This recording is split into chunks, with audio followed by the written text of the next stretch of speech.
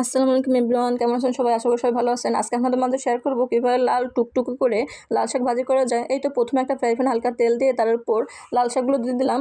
তারপর আস্তে আস্তে মশলাগুলো দিয়ে দেবো। এই তো প্রথমে দিলাম কাঁচামরিচ কুচি, রসুন কুচি, তারপর হচ্ছে পেঁয়াজ কুচি, হলুদের গুঁড়া, হলুদের গুঁড়া, লবণ, তারপর হচ্ছে চিংড়ি মাছ কুচি।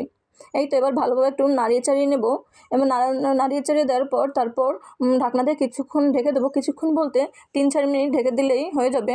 এই তো ৩-৪ মিনিট ঢেকে দেওয়ার পর দেখেন কত সুন্দরভাবে লাল শাকগুলো সেদ্ধ হয়ে গেছে।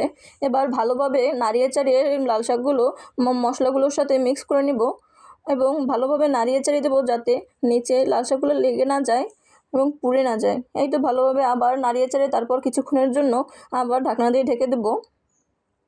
এই দেখেন একটু পর ঢাকনা তোলার পর দেখেন আমার শাকগুলো কত ভালোভাবে সেদ্ধ হয়ে গেছে এবং মশলাগুলোর সাথে মিক্স হয়ে গেছে। এই তো দেখেন লাল শাকগুলো যখন একদম পানি টেনে যাবে তারপর একটা বাটিতে তুলে নেবেন। এই তো আমি দেখেন বাটিতে তুলে নিচ্ছি। তারপর ওই একই প্যানে তেল গরম করে তার উপর দিয়ে দেবেন ফোড়নের জন্য জিরা, আস্ত জিরা, তারপর হচ্ছে পেঁয়াজ কুচি, রসুন কুচি এবং 2টা কাঁচামরিচ কুচি। এবার ভালোভাবে নাড়িয়ে চাড়িয়ে তেলের সাথে এই মশলাগুলো ভাজি করে নেবেন।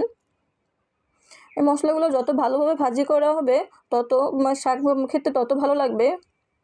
এই তো ফোড়নের জন্য পেঁয়াজ রসুন ভালোভাবে লাল লাল ব্রাউন করে ভাজি করে নিতে হবে। এই দেখেন আমি কত সুন্দরভাবে ভাজি করে নিচ্ছি। এই তো এরপর লাল শাকগুলো ঢেলে দেবো, তারপর ভালোভাবে মিক্স করে নেব। ভালোভাবে মিক্স করা হয়ে গেলে তারপর তুলে নেব।